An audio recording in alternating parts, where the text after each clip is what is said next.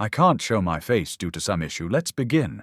Have you ever felt like something was just slightly off? Not obviously wrong, not dramatic, just layered. Like there are systems moving beneath the surface of everyday life that most people never notice. Symbols that repeat, patterns that reappear, power that never introduces itself. For centuries, one name has survived revolutions, wars, empires, and the rise of the internet. The Illuminati, a word that instantly triggers curiosity, fear, ridicule, obsession. But before we talk about hidden power, we need to understand where the story actually begins, because the real origin of the Illuminati is not cinematic, it is bureaucratic. It begins in 1776, the same year America declared independence in Bavaria, with a law professor named Adam Weishaupt.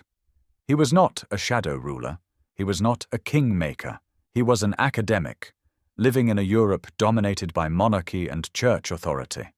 Weishaupt believed that knowledge should be free from religious control.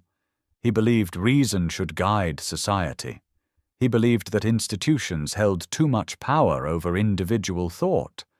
So he founded a secret society, not to rule the world, but to reform it. He called it the Order of the Illuminati, the Illuminated Ones.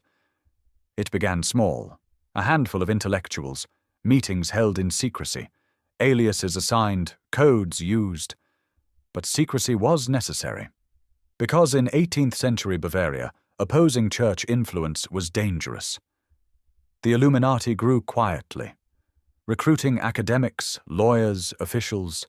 They structured themselves with ranks, initiation rituals, encrypted correspondence, but their goals were ideological, not imperial.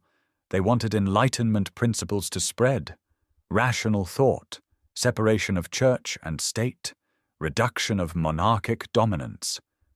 And here's the part most conspiracy narratives skip. The Bavarian government banned the Illuminati in 1785. Documents were seized, members were arrested. The group dissolved within a decade of its creation.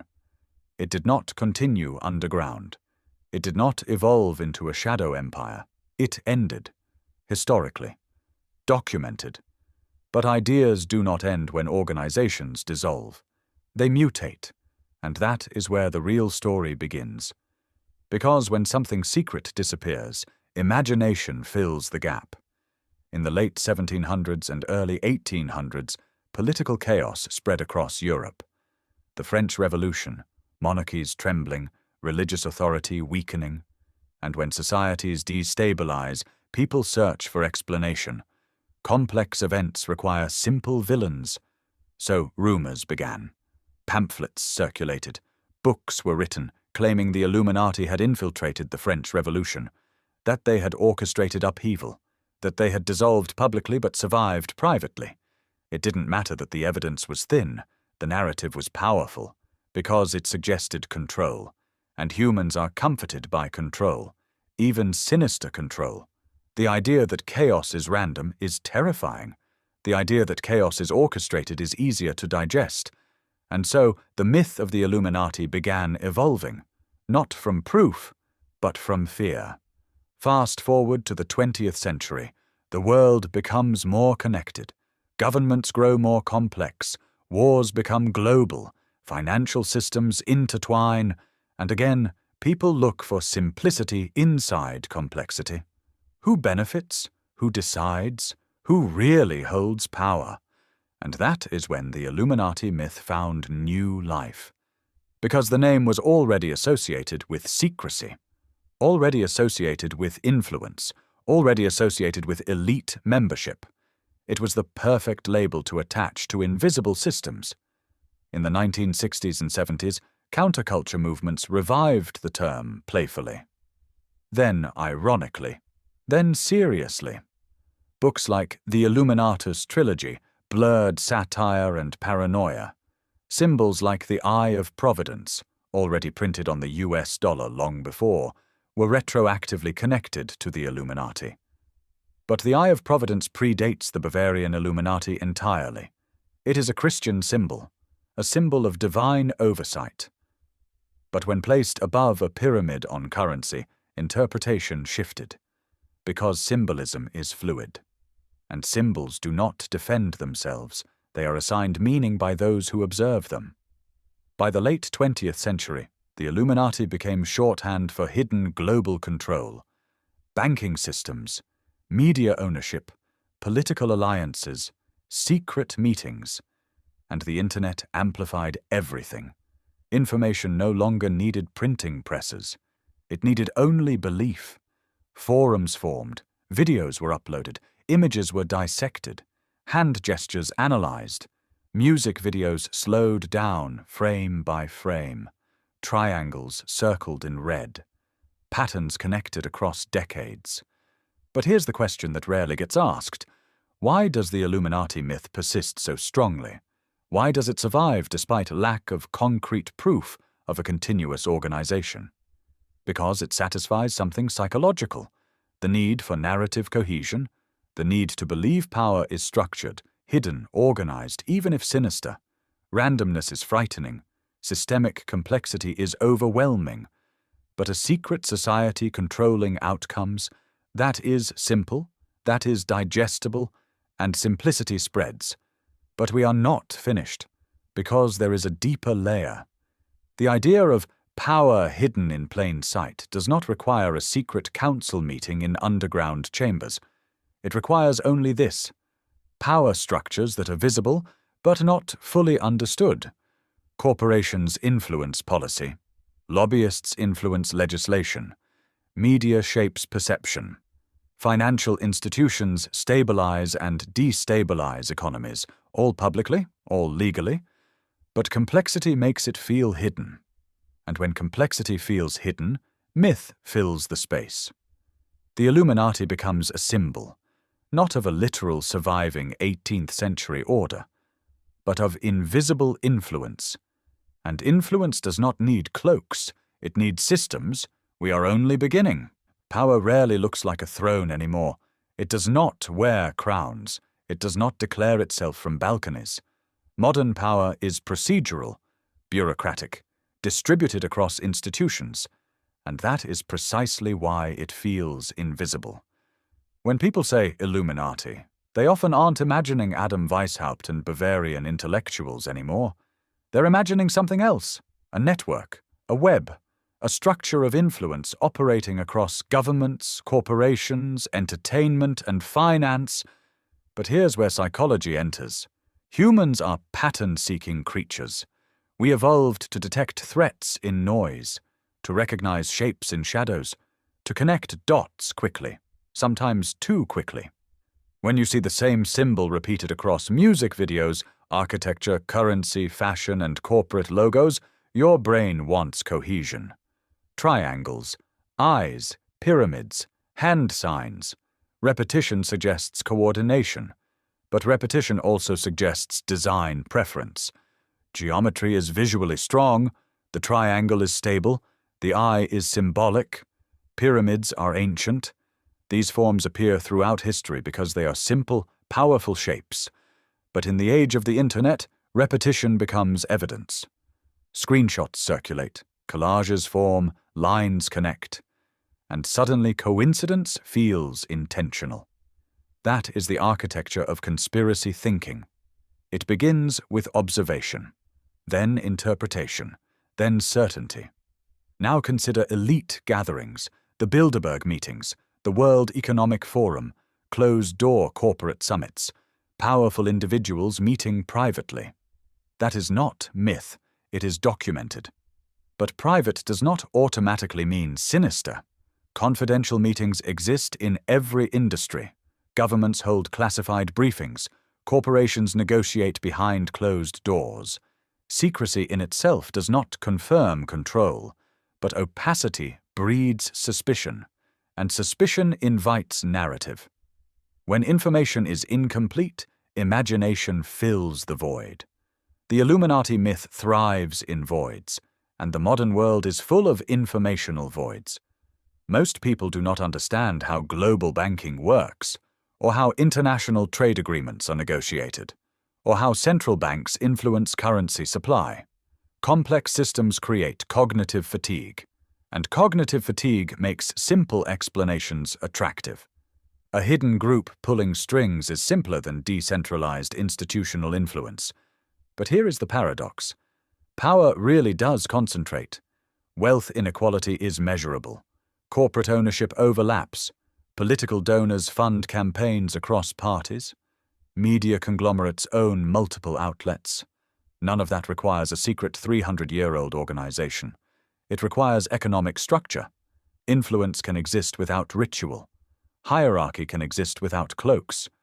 But the myth of the Illuminati packages structural power into a dramatic narrative. And dramatic narratives spread faster than policy analysis. Now let's examine hidden in plain sight. This phrase is powerful because it implies two things simultaneously: visibility and blindness, something obvious that people refuse to see. That psychological framing is persuasive. It positions the believer as awakened, as perceptive, as elevated above the unaware. Conspiracy communities often use language like "wake up" and "open your eyes." This mirrors the original Illuminati branding: illumination, enlightenment, seeing what others do not. The irony is profound. The 18th century Illuminati wanted to free thought from dogma. The modern myth suggests hidden dogma controlling thought. The word survived, the mission inverted. Now let's examine media. Music videos often use symbolic imagery: triangles, eyes, checkerboard floors, dark ritual aesthetics. Why? Because symbolism is visually striking, because mystery sells, because ambiguity creates replay value. Artists are not always signaling allegiance. Sometimes they are signaling intrigue, provocation. Art thrives on layered interpretation, but interpretation does not equal confession. The internet compresses nuance. An artist flashes a triangle hand sign. A screenshot circulates. The caption reads, "Illuminati confirmed." But triangles are one of the most basic geometric forms in human expression. The brain sees intent where design may simply exist. This does not mean influence networks do not exist.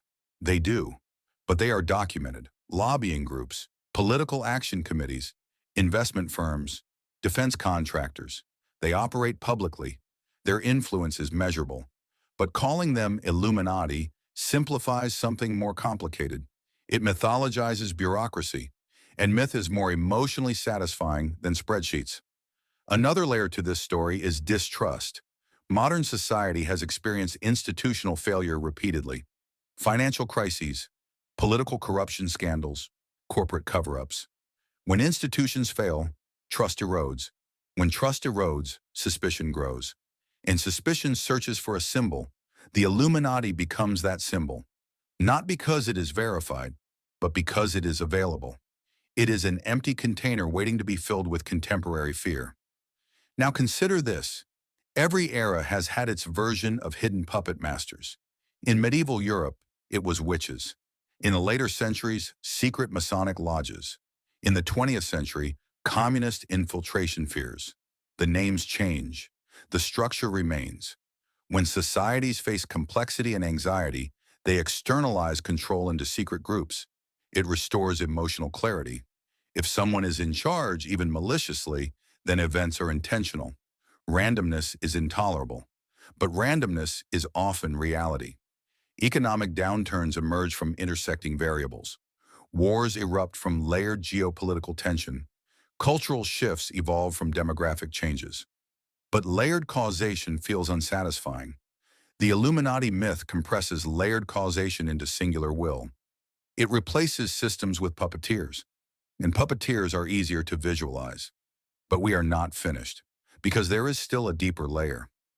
Why does the Illuminati narrative often intersect with celebrity culture?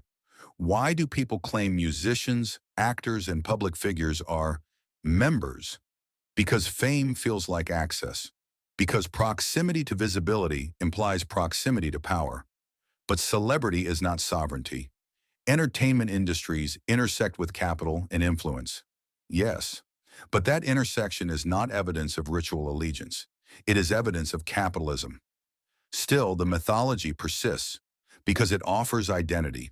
Believing in hidden power can make the believer feel empowered, as if they have decoded something others missed. And that psychological reward reinforces the belief. We are now approaching the darker philosophical layer. The modern Illuminati myth does not spread through underground meetings. It spreads through algorithms. It spreads through engagement metrics, through clicks, through outrage, through curiosity. The internet did not create conspiracy thinking, but it accelerated it beyond containment. In the 18th century, rumors traveled by pamphlet. In the 20th century, by radio and fringe publications. In the 21st century, by recommendation engines. When someone watches a video questioning hidden power structures, the platform often suggests another and another, not because the platform believes it, but because the platform detects engagement. Fear and mystery generate engagement. Engagement generates profit, and profit sustains amplification. So the Illuminati Files becomes not just a narrative, but content, shareable, digestible, expandable. The phrase hidden in plain sight thrives online because it invites discovery. It invites participation. It transforms passive viewers into investigators. And participation builds identity. Communities form around shared suspicion, shared decoding, shared interpretation of symbols. In those communities, questioning the narrative can feel like betrayal, because belief is not just intellectual, it is social. To belong, you must accept the framework. Now let's consider something deeper. Why does the idea of a hidden elite controlling global systems resonate across political ideologies? Because distrust of concentrated power is universal. Left-wing narratives often focus on corporate oligarchy. Right-wing narratives often focus on globalist cabals. Different language, similar structure, both describe centralized influence operating beyond democratic visibility. And sometimes those concerns are grounded in observable inequality. The richest individuals do wield disproportionate influence. Multinational corporations shape policy through lobbying. Financial institutions influence economic direction. But calling that structure Illuminati reframes systemic imbalance into secret orchestration. It compresses economics into mythology, and mythology spreads faster than macroeconomic analysis. There is also a psychological comfort in believing power is unified. If one hidden group controls everything, then reality is cohesive. There is order, even if malevolent. But if power is fragmented, chaotic, driven by competing interests, flawed incentives, human error, that is harder to conceptualize because it means no one is fully in control, and humans struggle with lack of control. The Illuminati myth offers narrative order in a world of systemic complexity. Now consider symbolism again. The Eye of Providence appears on the US dollar, but that symbol predates the United States. It appeared in Christian iconography for centuries, representing divine omniscience. When the Founding Fathers used it, it was not linked to Weishaupt's order. It symbolized providence, guidance, oversight. But when placed above a pyramid, later generations attached new meaning. Interpretation evolves. Symbols drift. The pyramid itself is ancient architecture, Egyptian, stable, geometric. But when combined with the eye, modern observers retroactively map Illuminati narratives onto it. The brain loves symmetry, it loves layered symbolism, and it especially loves secret codes. Now let's talk about secrecy itself. Secret societies have existed throughout history. Freemasons, Rosicrucians, fraternal orders, academic circles, military intelligence groups. Secrecy in itself does not imply world domination. It implies exclusivity, and exclusivity attracts myth. The more private an organization, the more imaginative projection it receives.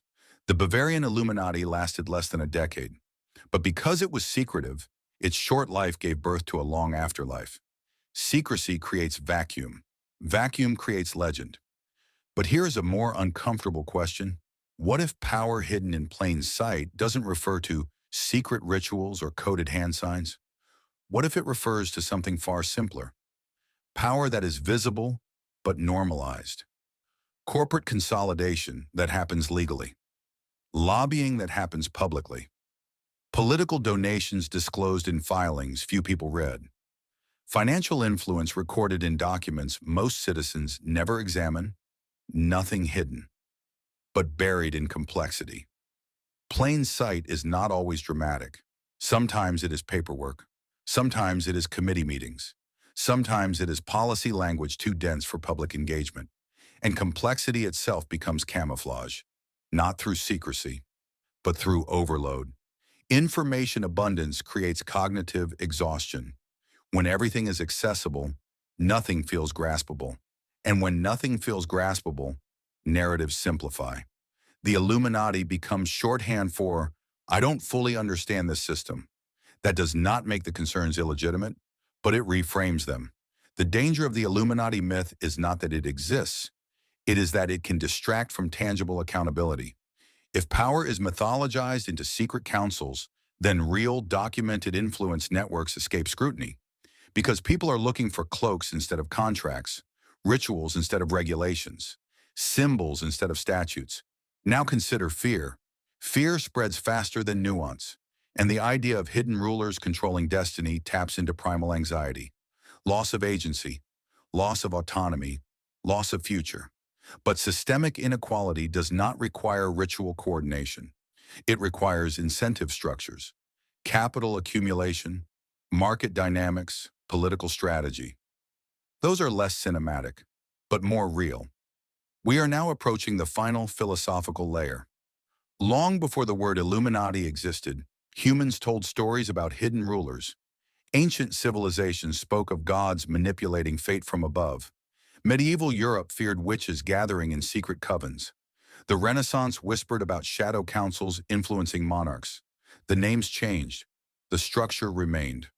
We have always struggled with invisible power, because power, when visible, can be confronted. But invisible power feels omnipresent, unavoidable. And that fear predates Weishaupt by centuries. The Illuminati myth survives not because of documentation, but because it fills an ancient psychological role. It gives chaos a face. It gives inequality an architect. It gives complexity a villain. And villains are easier to narrate than systems. In folklore, secret orders often possess forbidden knowledge. That knowledge sets them apart, above the masses, beyond ordinary understanding. The modern Illuminati narrative mirrors that structure almost perfectly. Hidden elite, forbidden insight, global influence, and the promise that if you decode enough symbols, you too can see the truth. That promise is intoxicating because it offers empowerment. It tells the believer they are not powerless. They are awakened. They are aware. And awareness feels like control. But here is the paradox. Real power rarely needs theatrical secrecy. It thrives in procedure, in policy, in contracts, in financial leverage, in legislation. Not in hidden symbols on stage, not in choreographed hand gestures, not in triangles flashed for milliseconds in music videos. The real, hidden in plain sight, may be far more mundane. Corporate boardrooms, regulatory loopholes, tax codes, trade agreements, nothing secret, just complex. And complexity feels hidden when it exceeds our attention span. The Illuminati myth simplifies that complexity into narrative. But narrative is not analysis. Now ask yourself something uncomfortable. If tomorrow undeniable proof surfaced that a 300-year-old secret order controlled the world, would that feel worse than the reality that influence is fragmented, competitive, flawed, and human? In some ways, the idea of a singular hidden mastermind is cleaner than systemic corruption, cleaner than institutional inertia, cleaner than human error. Because a mastermind can be removed, a system is harder to dismantle. That is why the Illuminati myth persists. It offers clarity, even if fictional. And clarity is comforting. The phrase, power hidden in plain sight, resonates because it feels plausible, not because of secret rituals, but because influence really is layered, because elites really do meet privately, because wealth really does concentrate, because access really does determine opportunity. Those truths are measurable, but myth packages them into something emotionally charged, and emotional narratives travel faster than policy discussions. The danger is not in questioning power. Questioning power is essential. The danger is in collapsing all forms of influence into a single, secret society. Because when everything becomes the Illuminati, nothing becomes accountable. When symbols distract, systems remain intact. When folklore replaces scrutiny, reform stalls. The Illuminati myth, in its modern form, is digital folklore, a story that adapts to each generation's fears. Cold War paranoia, post-9/11 suspicion, financial crisis distrust, pandemic anxiety. Each era reshapes the myth to match its unease. But folklore does not require evidence to survive. It requires resonance, and the Illuminati resonates because it speaks to something universal. The fear that decisions affecting your life are made far above your reach, that you are a spectator in a system too large to influence. But here is something worth remembering. Systems are built by people. Flawed, competing, often disorganized. Power is not always unified. It is frequently fragmented, chaotic, contradictory. The idea of a seamless hidden hand guiding everything is appealing. But history shows that institutions often stumble. Governments miscalculate, corporations collapse, markets crash. If a singular secret order truly orchestrated everything flawlessly, reality would look more coherent. Instead, reality looks human, imperfect, reactive, unstable. That imperfection may be the strongest argument against unified hidden control. The Illuminati files are not documents proving world domination. They are pages of evolving narrative. A story born from an 18th century reformist group that dissolved quickly, resurrected by fear, amplified by media, supercharged by algorithms, and sustained by the ancient human need to make sense of power. This is not a dismissal of corruption. Corruption exists, influence exists, concentrated wealth exists. But calling it Illuminati may obscure more than it reveals. Because the real question is not whether a secret order rules the world. The real question is how visible systems operate, how policy is shaped, how money moves, how decisions are made. Those answers are not hidden behind ritual. They are hidden behind complexity. And complexity is less exciting than conspiracy, but it is more real. If this story made you think differently, if it made you question not just hidden symbols, but the psychology behind why we believe in hidden power, that's what Dark Story Lab is about. Not just repeating myths, but dissecting them, understanding why they survive, understanding what they reveal about us. If you want more deep dives into history, myth, power, and the psychology behind the stories we tell, make sure you subscribe. And if this episode made you rethink what hidden in plain sight really means, leave a like. Because sometimes the most powerful forces aren't secret societies.